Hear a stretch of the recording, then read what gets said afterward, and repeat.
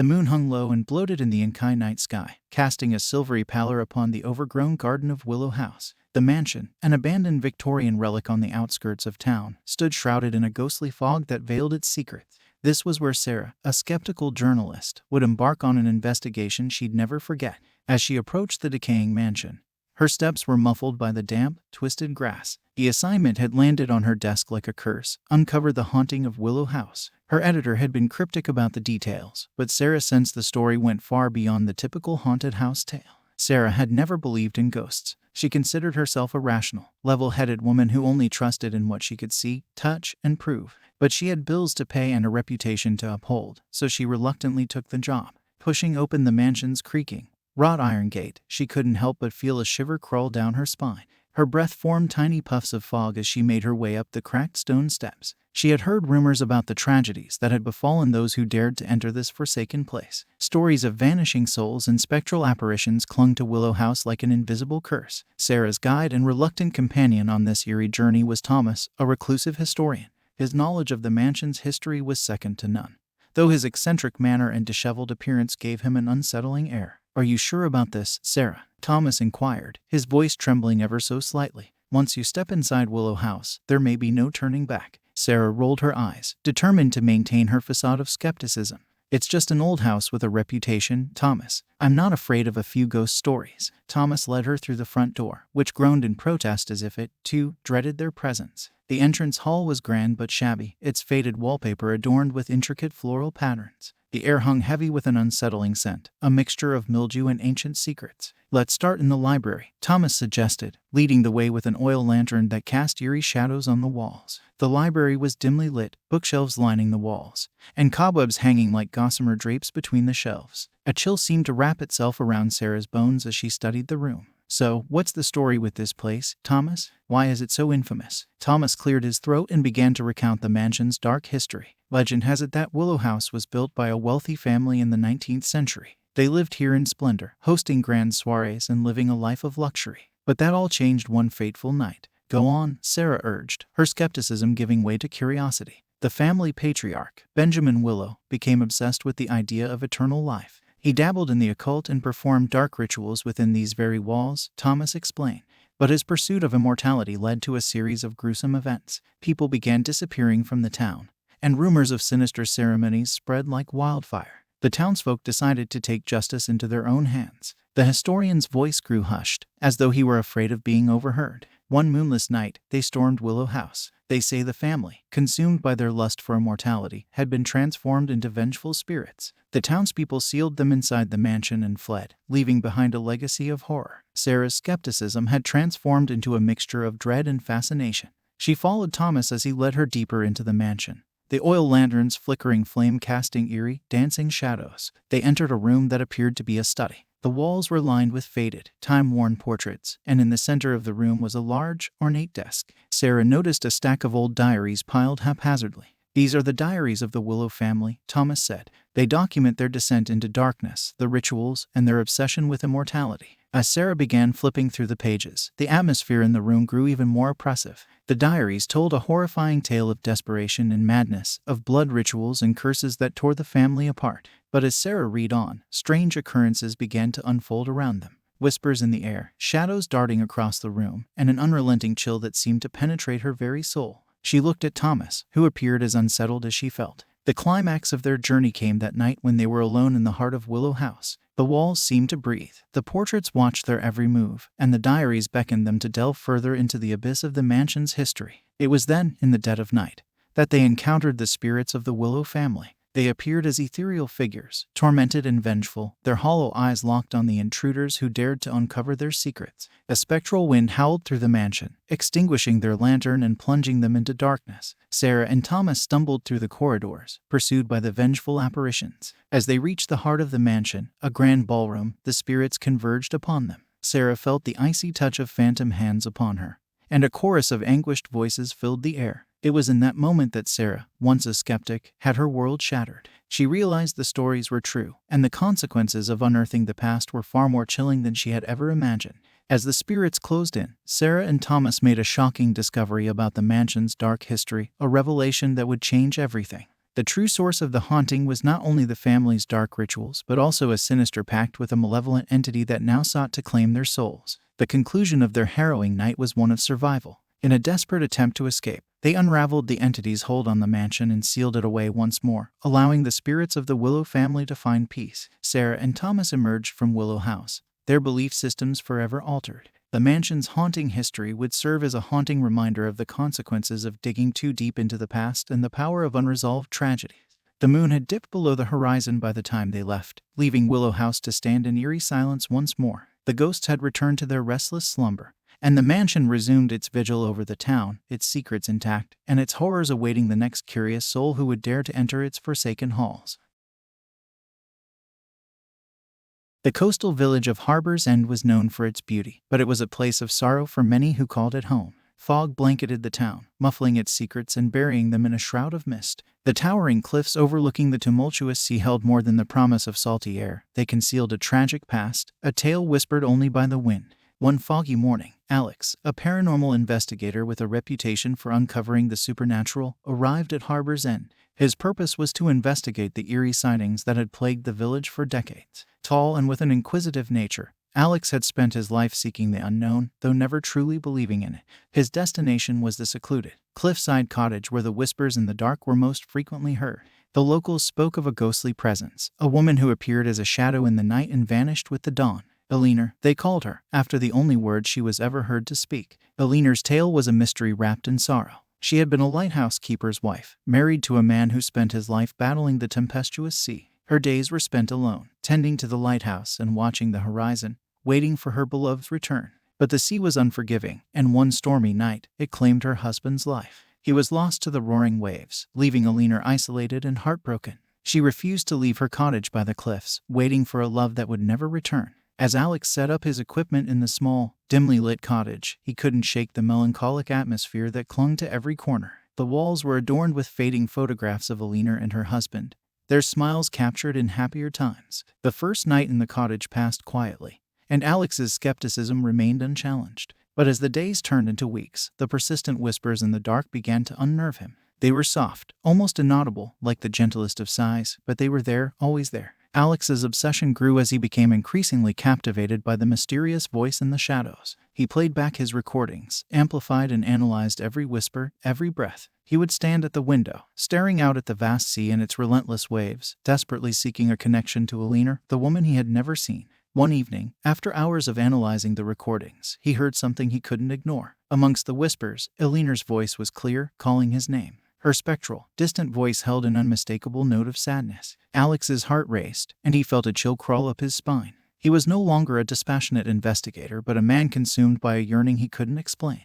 He had become determined to make contact with the enigmatic Elinor. As the coastal fog crept in, blanketing the village in its haunting embrace, Alex prepared for a seance. He lit candles, set up a makeshift circle, and held an old, tarnished locket he'd found in the cottage. The locket contained a photograph of Elinor and her husband, locked in an eternal embrace. Sitting in the dimly lit room, Alex whispered Elinor's name, his voice trembling with a mixture of excitement and fear. "Elinor, if you're here, please show yourself." The candles flickered and the room grew colder, the air thick with anticipation. The shadows seemed to sway and dance, and the ghostly presence of Elinor emerged before him. She was a phantom, a silhouette of a woman in an old-fashioned dress, her form shifting in and out of focus. Her voice, although faint, filled the room. "Alex, you hear me?" Tears welled in Alex's eyes as he nodded, choked with emotion. "Yes, I hear you. I've been listening, Elinor." As the seance continued, Elinor revealed her tragic tale. She had remained trapped between the realms, unable to move on, yearning for the love she had lost. Her only solace was the sound of the sea, the one thing that connected her to her late husband.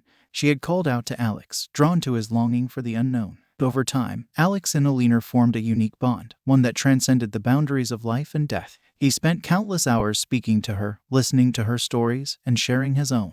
They found solace in each other's company, even if their connection existed in the shadows of that old cottage. But as the days passed, Alex grew haunted by the knowledge that Elinor was not truly at peace. Her lingering presence, her loneliness, was a constant reminder of the power of lost love. He couldn't bear to leave her in the shadows any longer. One night, a powerful storm raged along the coast, the sea's fury shaking the cliffs. The relentless waves pounded against the shore, and the wind howled through the village. It was during this tempest that Alex made a decision. In a final, heartbreaking seance, he implored Alina to find her husband, to let go of her attachment to the world of the living. She hesitated, torn between the love she had lost and the man who had shown her kindness. As the storm raged outside, Alina's form began to waver, and a spectral figure, her husband, appeared beside her. They reached for each other, their hands interlocking, a love that had endured across time and death. Alina's voice, now filled with a bittersweet peace, whispered one final word: goodbye. As the first rays of dawn broke through the coastal fog, Alex watched as Alina and her husband faded into the mist.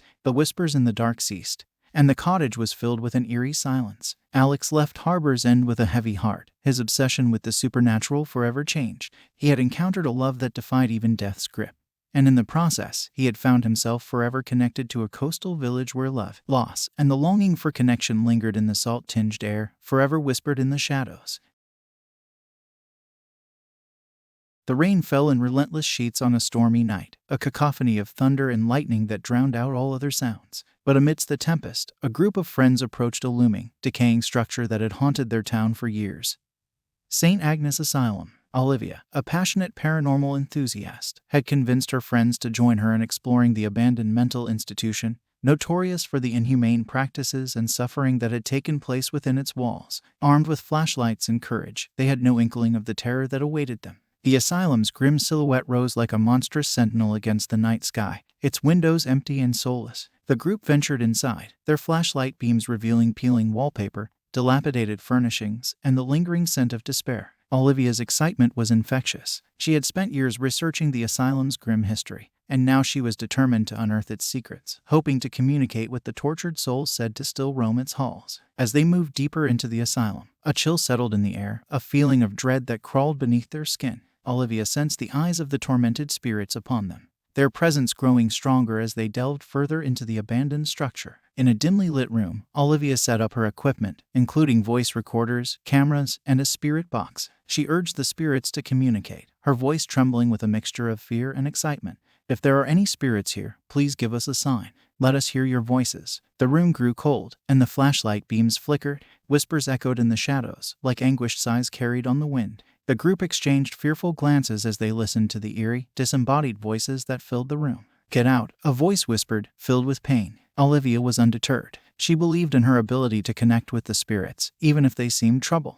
We won't leave until we understand your story. We want to help. As the night wore on, the encounters with the spirits became more intense. Ghostly apparitions materialized, their faces contorted in agony, their screams echoing through the asylum's corridors. The friends, once filled with bravado, began to panic. The spirits were not benevolent, but vengeful, and they sought to share their torment. A malevolent spirit seemed to take possession of one of Olivia's friends, Sarah. Her eyes turned cold, her voice hollow, and she began to speak in a language that was not her own, a sinister incantation that chilled the others to their core. As Olivia and the others struggled to break the possession, the storm outside intensified, unleashing its fury with greater force. Thunder shook the asylum, and lightning illuminated the horrors that surrounded them. The very walls seemed to pulse with a malevolent energy, as though the asylum itself had absorbed the suffering of its past. The group realized they were trapped, unable to escape the asylum as the storm raged outside. Panic set in as they frantically tried to find a way out, but the asylum's layout was a labyrinth, and the spirit's power seemed to distort their sense of direction.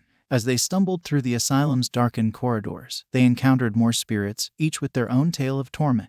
A former nurse who had been driven to madness, a patient who had been subjected to cruel experiments, and countless others who had suffered and perished within the asylum's walls. Olivia's initial enthusiasm had given way to terror and remorse. She had unleashed something far beyond her understanding, and the consequences were catastrophic. The spirits were relentless in their torment, feeding on the fear and despair of their intruders. In a last-ditch effort to escape, the group gathered in the asylum's chapel. The room was filled with a sense of malevolence, and the air was thick with despair. Olivia pleaded with the spirits, her voice trembling. Please, we're sorry. We never meant to disturb your peace. We just wanted to understand. But the spirits showed no mercy. They manifested with a ferocity that was almost palpable, surrounding the group, their faces twisted in anguish and anger. The chapel's stained glass windows shattered with an otherworldly force, and the room seemed to twist and contort, as though reality itself was unraveling. As the spirits closed in, the group felt their sanity slipping away. They had become prisoners of their own curiosity, trapped in a nightmare that showed no signs of ending.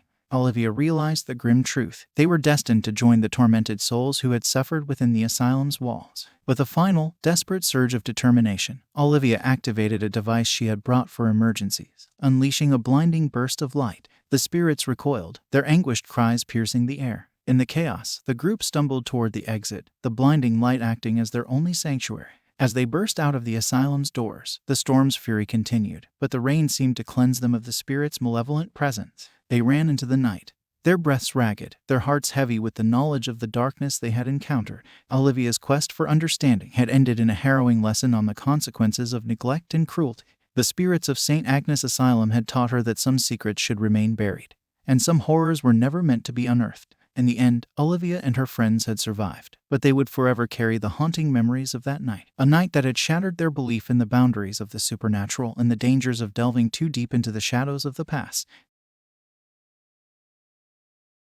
The grand mansion loomed on the outskirts of the town, a magnificent relic of a bygone era now tarnished and decaying. It was here that Daniel, a struggling artist with dreams of fame and fortune, found himself upon inheriting the property from a distant relative he had never met. The mansion held a dark secret, one that would plunge Daniel into a nightmare he could never have imagined. The mansion's interior was a surreal gallery, its walls adorned with cursed paintings. The artwork depicted scenes of madness, despair, and grotesque beauty, each canvas a window into the tortured minds of its creators. The faces within the paintings were twisted in anguish, their eyes following Daniel with malevolent intent. As Daniel explored his newfound home, the paintings seemed to come alive, their spectral figures merging with the real world. The air was thick with a sense of foreboding, and the once magnificent mansion now felt like a malevolent entity, its walls closing in on him. One painting, in particular, captured Daniel's attention. It was a portrait of a man, his visage a grotesque mask of despair. The man's eyes bore into Daniel's soul, and he felt an irresistible compulsion to paint. He set up his easel and began to sketch, the mansion's eerie ambience fueling his creativity. As Daniel's hand moved across the canvas, he lost himself in the act of creation. The portrait came to life with a chilling intensity, the man within it clawing at the canvas, desperate to escape. The room grew colder, and a haunting whisper filled the air, beckoning Daniel deeper into his work. In the days that followed, Daniel's obsession with the cursed portrait deepened. He painted feverishly, his art growing darker and more disturbing with each stroke of his brush. The mansion's spirit seemed to infuse his work, guiding his hand and his mind toward madness. As his paintings took on a life of their own, they tormented him with nightmarish visions. The mansion's grandeur dissolved into a nightmarish funhouse, its grand halls twisting and contorting, trapping him in an ever-shifting maze of horrors. In his studio, the cursed portrait's subject whispered to him, his voice a haunting symphony of despair. "Daniel, I can set you free. Paint me, and your torment will end." Daniel's desperation pushed him to the brink. He painted with a fevered intensity, his mind unraveling as he sought to complete the portrait. The spirits within the mansion reveled in his torment, their laughter echoing through the haunted halls. One fateful night, as a blood-red moon cast an eerie glow on the mansion, Daniel completed the portrait.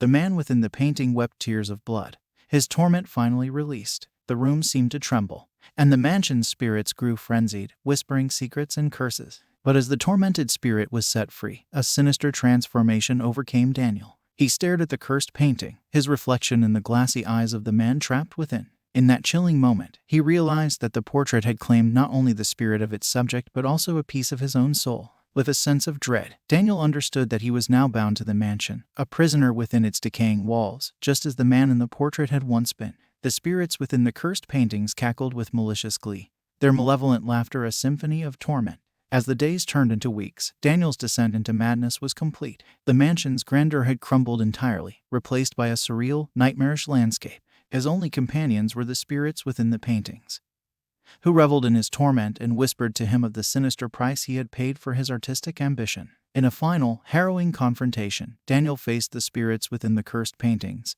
their faces twisted in mockery. They taunted him, revealing that they had ensnared his soul in a never-ending cycle of torment, just as they had with countless others before him. Despair clung to Daniel like a shroud as he realized the cost of his ambition. He had sacrificed his sanity, his freedom, and his very soul for the sake of his art. The spirits within the paintings had granted him creative power, but it had come at a sinister price that would haunt him for eternity. In a moment of haunting realization, Daniel understood that he would forever be a part of the mansion's surreal gallery, a living painting of despair, his existence blurring the line between reality and the supernatural. He had paid the ultimate price for his artistic ambitions, and the mansion, with its cursed paintings, had claimed him as its own, a prisoner within its walls, an eternal masterpiece of madness and suffering.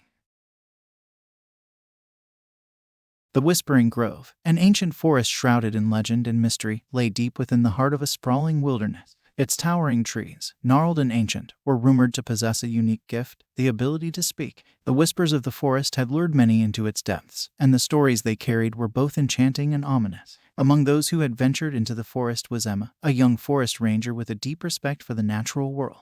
She had heard tales of the Whispering Grove all her life, but now her job had brought her face to face with its mystique. Emma's journey into the heart of the forest was both a challenge and a fascination. The shadows of the ancient trees seemed to close in around her, their branches shrouding the forest floor in darkness. She couldn't deny the sensation of being watched by unseen eyes, or the faint whispers that danced on the breeze, like secrets carried on the wind.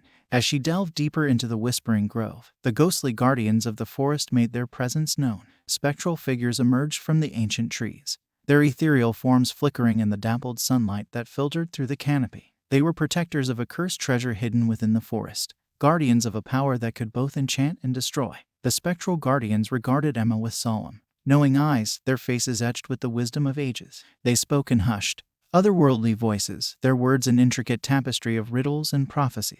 "You have ventured into the heart of the Whispering Grove," they intoned. "To proceed, you must solve the riddle of the forest." The riddle was a haunting enigma that unfolded like a poem, each line rich with symbolism and meaning.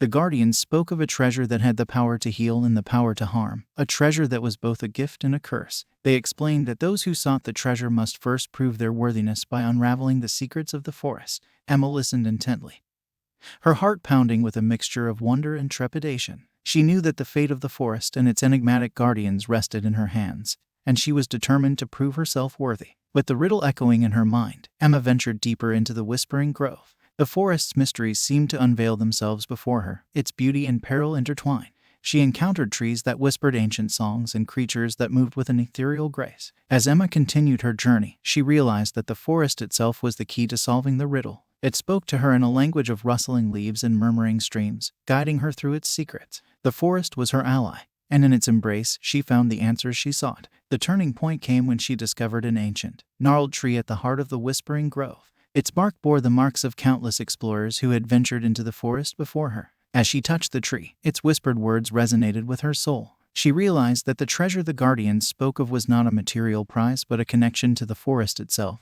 a bond that could heal or destroy. With newfound clarity, Emma returned to the spectral guardians. She spoke the forest's wisdom, her words a blend of nature's song and human understanding. "The treasure is the balance between human greed and nature's power," she declared. "It is the need for respect in the face of the unknown."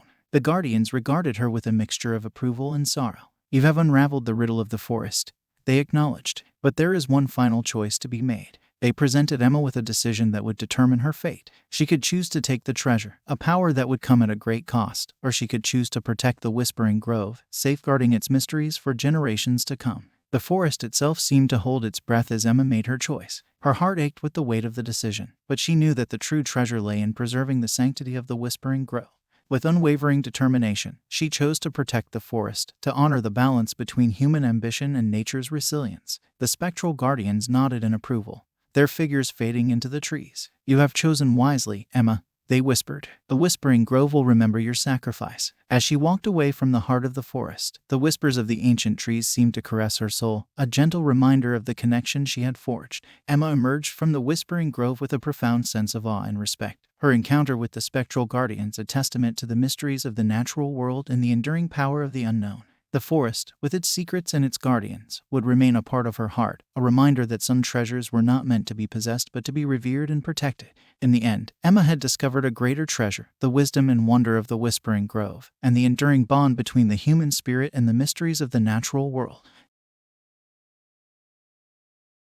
The old, abandoned train station stood in the shroud of darkness, its platforms cloaked in an eerie stillness. Mike, a late-night commuter, found himself alone on platform 13, waiting for a train that had long since ceased to run. It was a moonless night, the stars hidden behind a thick veil of clouds, and an unshakable sense of foreboding filled the air. As Mike paced along the desolate platform, his footsteps echoed through the station like an otherworldly chant.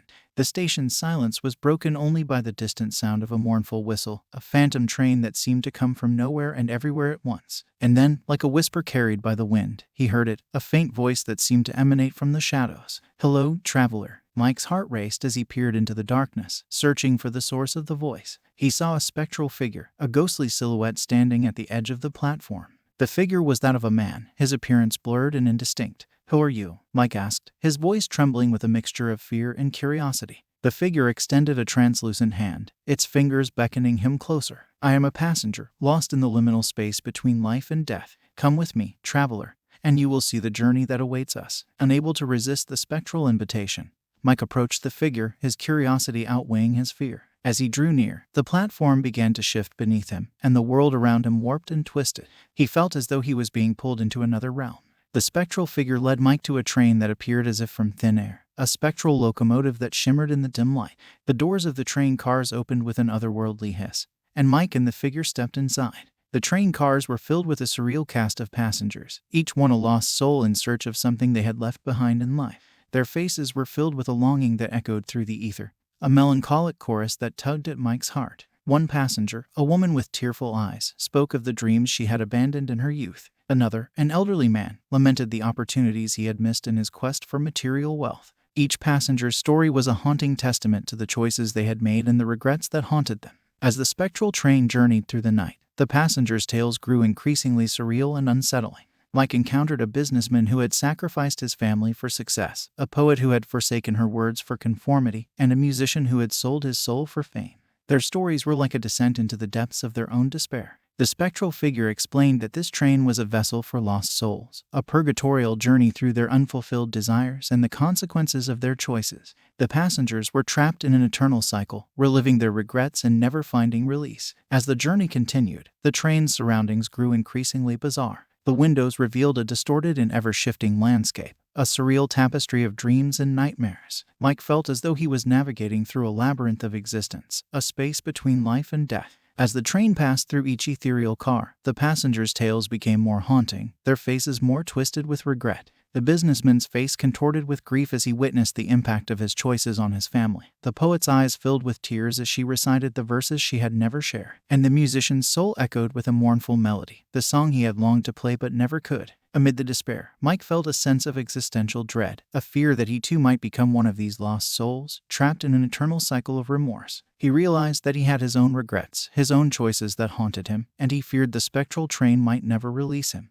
In a final, harrowing revelation, the train came to a halt in a nightmarish car, where a towering, ominous figure awaited. The figure's voice, a thunderous echo, spoke of the choices that haunted Mike, the regrets that clung to him like a shroud. It was a reflection of his own conscience, a manifestation of his deepest fears. As Mike confronted his own regrets and the choices that had shaped his life, the train car transformed into a mirror of his past. He witnessed the moments he had let slip through his fingers, the dreams he had abandoned, and the paths he had not taken. His heart ached with the weight of his own remorse, but the journey was not without hope. The spectral figure offered Mike a choice: to learn from the past, to confront his regrets, and to carry those lessons with him in life. It was a chance for redemption, a way to break free from the cycle of despair. With determination in his heart, Mike made his choice. He stepped off the spectral train, leaving behind the haunting journey and the lost souls that remained trapped within. As he returned to the abandoned train station, he felt a renewed sense of purpose and a deep appreciation for the choices that still lay before him. The spectral figure nodded in approval, its form beginning to fade. "Remember the journey, traveler," it whispered, "and choose your path wisely." Mike left the old train station with a newfound understanding of the weight of choices and the importance of living without regret. The phantom train on platform 13 had shown him the consequences of unfulfilled desires and the power of redemption. As he walked away from the station, he carried the lessons of the spectral journey with him, a reminder that life's choices were a sacred gift, a journey to be treasured and embraced, and an opportunity to shape one's destiny with purpose and meaning. Beneath the hallowed stones of an ancient and historic church lay the forgotten depths of the Hidden Crypt. It had remained undisturbed for centuries, a dark secret hidden beneath the prayers and pious echoes of the faithful. Father Joseph, a troubled priest with a past marred by secrets and guilt, was the one to unearth this cursed chamber. The Hidden Crypt had remained sealed for generations, a burial place for the church's most secretive and malevolent souls. Father Joseph, a man plagued by inner turmoil, was drawn to its shadowed recesses. As he descended the narrow, stone stairs into the depths of the crypt, he felt an oppressive presence weighing down on him, as if the very walls themselves were alive with malevolence. The air grew heavy and cold as he ventured deeper into the crypt's labyrinthine passages. The flickering light of his lantern cast long, menacing shadows that danced on the ancient stone walls. The whisper of the wind seemed to carry the distant cries of the tormented, and Father Joseph couldn't deny that he felt a palpable sense of unease. As he explored the crypt, he discovered tombs adorned with strange symbols and etchings of names he did not recognize. He had stumbled upon the final resting place of those whose transgressions had been hidden from the world, condemned to eternal darkness. Father Joseph's curiosity led him to a hidden chamber at the heart of the crypt.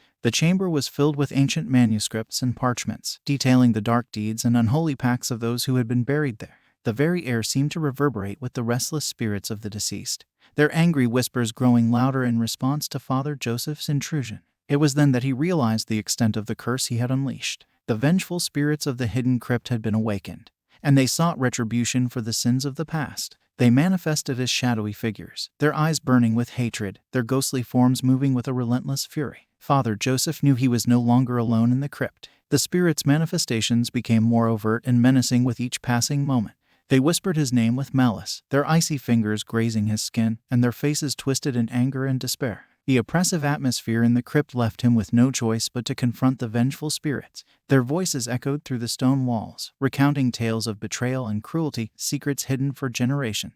Father Joseph felt the weight of his own guilt, and he knew he had to find a way to absolve himself and the tormented souls trapped in the crypt. The supernatural confrontations grew more harrowing with each encounter. The spirits sought justice for their past wrongs, and they would not rest until they had exacted their revenge. The very earth trembled beneath the church as the spirits' wrath grew stronger. In a desperate attempt at redemption, Father Joseph sought to communicate with the vengeful spirits. He gathered the ancient manuscripts and artifacts that filled the crypt, using them as a conduit to establish a connection with the tormented souls. His faith was shaken, but he clung to the belief that he could help set the spirits free. As he delved into the crypt's history, he discovered that the church's founders had covered up their darkest secrets, and in doing so, had condemned their descendants to an eternity of torment.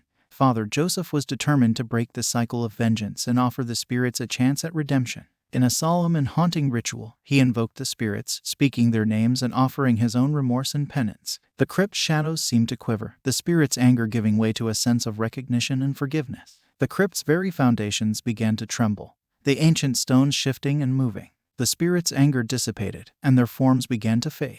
In their place, a sense of peace and release settled over the crypt, as if the souls of the tormented had finally found absolution. The hidden crypt was once again shrouded in silence, the oppressive presence lifted. Father Joseph had offered redemption to the vengeful spirits and in doing so, had found a measure of peace for himself. As he ascended the stone stairs and emerged into the dimly lit church above, he knew that the secrets of the hidden crypt were no longer hidden. The sins of the past had been exposed and, in a strange twist of fate, had been forgiven. The ancient church seemed to sigh with relief, as if it too had been cleansed of its dark history. Father Joseph, a priest forever marked by the haunted crypt, knew that he could never forget the faces of the vengeful spirits, nor the weight of their torment. But he had found a way to offer them solace, and in doing so, had found a path to his own redemption. The hidden crypt remained hidden no more, its secrets exposed to the light. It served as a haunting reminder of the consequences of buried sins and the power of forgiveness. Father Joseph had ventured into the depths of darkness, but in the end, he had found a glimmer of hope, a chance for redemption, and a path toward absolution for the souls of the hidden crypt. Hallowed Hill, a mist-shrouded graveyard that had stood for centuries, was a place where time seemed to stand still. Its ancient stones and solemn, weathered statues had witnessed countless funerals and the passage of countless souls. Sophia, a young woman in search of solitude and meaning, had taken on the role of caretaker for the graveyard. Little did she know the chilling secrets that lay beneath the hallowed earth. It was on the night of a blood moon that the restless spirits of Hallowed Hill awakened. The crimson moon hung low in the sky, casting an eerie glow over the gravestones. As Sophia made her rounds, she felt a shift in the atmosphere, a change that whispered through the misty air like a warning. The first apparition appeared before her, a translucent figure with mournful eyes. It was a woman dressed in a gown from a bygone era, her form ethereal and otherworldly. The spirit spoke in a voice filled with longing and regret. Her words carried on the chilling breeze. "Guardian of the graveyard," she murmured, "we have awakened on this night of blood, seeking retribution for the wrongs of the past." Sophia's heart pounded with a mixture of fear and curiosity. The graveyard had always been a place of solace and reflection for her, but now it had become a realm of the supernatural. The spirits of Hallowed Hill had risen, and they carried with them the weight of their unfulfilled desires and the memory of the wrongs they had suffered. As Sophia continued her rounds, more apparitions emerged from the shadows. Each spirit had a story to tell, a tale of love and loss, betrayal and revenge. They spoke of secrets that had been buried along with their bodies, of lives cut short and promises left unfulfilled. The graveyard had become a haunted tapestry of memories, a place where the past and the present converged. The spirits moved among the tombstones, their footsteps soft and ghostly, and Sophia could feel their eyes upon her as if pleading for her understanding. One spirit, a soldier from a long-forgotten war, spoke of the comrades who had betrayed him, leaving him to die on the battlefield. Another, a young woman who had perished in a tragic accident, lamented the dreams she had never fulfilled. The spirit stories were like fragments of a forgotten history, and their voices echoed through the graveyard like a mournful choir. The apparitions' revelations left Sophia with a sense of responsibility. As the guardian of Hallowed Hill, she had unwittingly become the mediator between the living and the dead. The spirits sought retribution for the wrongs of the past, but they also longed for the living to remember them, to acknowledge their existence. As the night of the blood moon wore on, Sophia delved deeper into the graveyard's history. She sought to uncover the buried secrets that had bound the spirits to this place. And in doing so, she began to piece together the stories of those who had found their final rest on Hallowed Hill. She discovered a tale of forbidden love and a tragedy that had torn a family apart. The secrets of betrayal and heartache, of unfulfilled promises and lost dreams, were woven into the very fabric of the graveyard. With newfound understanding, Sophia began to communicate with the restless spirits. She listened to their stories, offered them solace, and acknowledged their existence. The spirits responded with a mixture of gratitude and sorrow, their forms growing more translucent as the night waned. In a final, chilling reckoning, the spirits gathered on Hallowed Hill, their presence marked by the blood moon overhead. They revealed the extent of the wrongs they had suffered, the betrayals and injustices that had bound them to the graveyard. But instead of seeking vengeance, the spirits made a haunting request. They asked Sophia to share their stories with the living, to ensure that they would not be forgotten. They longed for the power of memory, for their existence to be acknowledged and remembered by future generations. Sophia agreed to their request, knowing that the memories of the spirits would become a part of the tapestry of Hallowed Hill. She became the keeper of their stories, the guardian of their memories, and in doing so, she forged a bond between the living and the dead. As the crimson moon faded from the sky, the spirits of Hallowed Hill began to fade as well, their forms growing more transparent until they were mere whispers on the wind.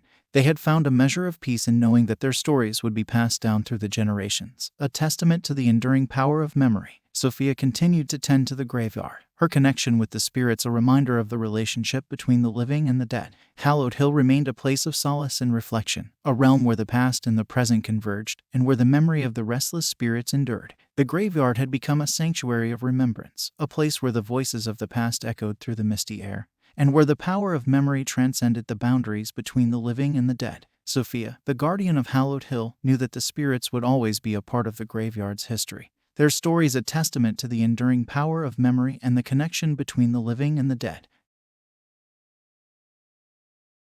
The desolate coastal town of Devil's Reef had long been cursed by the legend of the phantom ship. Its tales were told in hushed tones, and its ghostly presence cast a pall over the once thriving fishing community. Captain James, a mariner whose past was shrouded in secrets, had heard the whispers of the cursed ship and felt an eerie pull he could not resist. The story of the phantom ship was a dark and haunting one. It was said to appear on moonless nights, its spectral form emerging from the mist-shrouded waters like a wraith. The ship's crew was made up of the damned, their souls forever cursed to sail the seas in search of redemption. Captain James, a man with a past steeped in sin and regret, felt a strange compulsion to seek out the ghostly vessel. He believed that the phantom ship held the key to his own redemption, a chance to confront the sins that had haunted him for years. One fateful night, as the moon hung low in the sky, the phantom ship materialized on the horizon. Its spectral sails billowed in the ghostly wind, and its bow cut through the inky waters. Captain James's own vessel seemed to be drawn toward the cursed ship, as if guided by some unseen force. As the ships drew closer, the phantom crew of the cursed vessel came into view.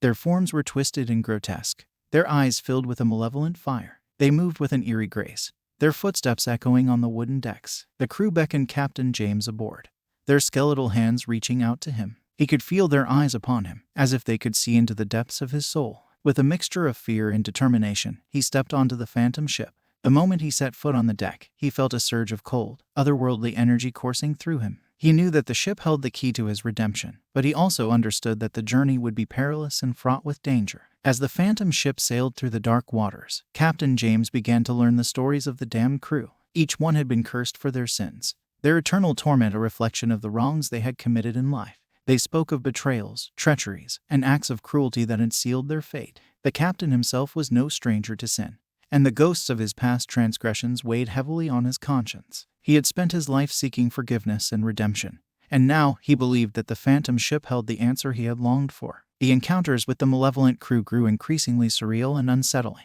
They whispered tales of their own torment, their voices a haunting chorus that filled the ship's eerie silence. Captain James could feel their judgment, their desire for him to confront his own sins and seek redemption. But as the days turned into weeks, the journey became a harrowing battle of wills. The malevolent crew of the phantom ship sought to break Captain James, to force him to confront the darkest corners of his soul. They subjected him to torment and temptation, pushing him to the brink of despair. It was in the darkest depths of the cursed ship that Captain James confronted his own past. He relived the sins and betrayals that had haunted him for years, and he understood that the journey was a test of his resolve and his will to seek redemption. In a climactic battle of wills, Captain James stood before the malevolent crew and offered his own torment as a sacrifice. He acknowledged the weight of his sins and his desire for redemption, and in doing so, he hoped to break the curse that bound the crew to the phantom ship. The malevolent crew regarded him with a mixture of approval and sorrow. They understood the depth of his remorse and the sincerity of his quest for redemption. As the cursed ship sailed into the moonless night, the spirits of the crew began to fade, their ghostly forms growing more translucent. In a final, haunting moment, the phantom ship seemed to dissolve into the mist, its ghostly sails disappearing into the darkness. Captain James had confronted his past and found a measure of redemption, and in doing so, he had broken the curse that had bound the crew to eternal torment. The coastal town of Devil's Reef was no longer plagued by the legend of the phantom ship. Captain James had found a path to redemption, and the cursed vessel had disappeared into the mists of history. The town's once doomed fishing community began to thrive once more, as if the curse had never existed. Captain James continued to sail the seas, carrying with him the lessons of his past and the knowledge that redemption was a journey that required courage and sacrifice. The phantom ship had tested his will and his desire for forgiveness, and in the end, he had found a way to break the eternal curse and seek absolution for the sins that had haunted him for so long. Blackwood Manor, a grand and mysterious mansion nestled on a desolate hill, was a place that had long been shrouded in whispers of the supernatural. The manor's dark secrets had remained hidden behind its imposing walls, but on this stormy night, Emily, a gifted medium, had been summoned to unlock the mysteries that lay within. The grand hall of Blackwood Manor was dimly lit, the flickering candles casting eerie shadows that danced on the ornate wallpaper. Rain lashed against the tall windows, and thunder rumbled ominously in the distance. Emily, her eyes filled with an otherworldly intensity, stood at the center of the room, surrounded by a circle of those who had gathered to witness the seance. The spirits of Blackwood Manor had long been restless, their presence a source of dread for the mansion's inhabitants. It was said that the manor had a tragic history, one filled with betrayal and untimely death, and the spirits carried with them a dark and urgent message. As Emily closed her eyes and took a deep breath, a profound stillness settled over the room. She reached out to the spirit world, calling upon the restless souls of Blackwood Manor to make their presence known. The atmosphere grew charged with an otherworldly energy,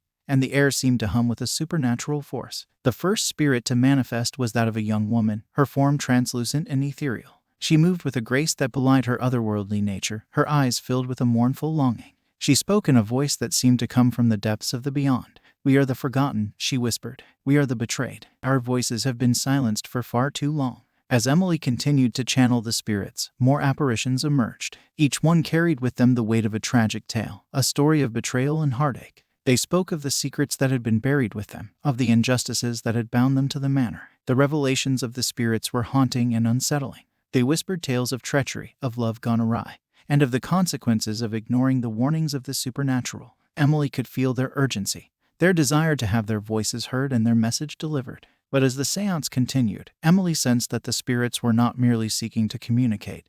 They were warning of a looming disaster. They spoke of a tragedy that was about to befall Blackwood Manor, a catastrophe that would repeat the sins of the past and bring about further heartache. The spirits' message was clear. Unless the impending disaster could be prevented, the manor and its inhabitants would be forever cursed to relive the torment of the past. Time was running out, and the spirits looked to Emily for help. With a sense of urgency, Emily sought to unravel the mysteries of Blackwood Manor. She delved into the history of the mansion, piecing together the tragic events that had unfolded within its walls. The spirits guided her, revealing the secrets that had bound them to the manor and the betrayal that had sealed their fate. As the storm outside raged on, Emily and the gathered witnesses embarked on a race against time to uncover the truth and prevent the looming disaster. They scoured the manor for clues, unraveling the threads of a dark and intricate tapestry. The supernatural revelations grew increasingly chilling, as the spirits guided Emily to the very heart of the tragedy that had befallen Blackwood Manor. The secrets that had remained hidden for generations were exposed, and the truth was more haunting than anyone could have imagined.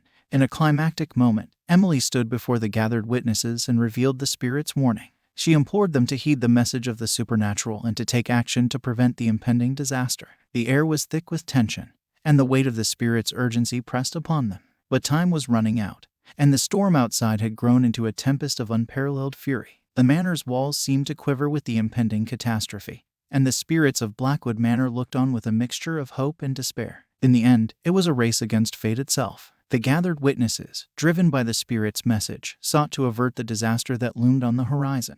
Their actions were a reflection of the power of communication with the beyond and the consequences of ignoring the warnings of the supernatural. As the storm raged on, Blackwood Manor stood on the precipice of catastrophe. The spirit's message had been delivered, but the outcome remained uncertain. The manor's history was marked by betrayal and heartache, and the power of the supernatural had brought to light the tragic secrets that lay within its walls. The seance at Blackwood Manor had unlocked the mysteries of the past, and now the fate of the mansion and its inhabitants hung in the balance. The spirits had spoken, and it was up to those who had witnessed the supernatural to determine the course of their own destiny. The power of communication with the beyond had been realized, and the consequences of ignoring the spirits' warnings could not be denied.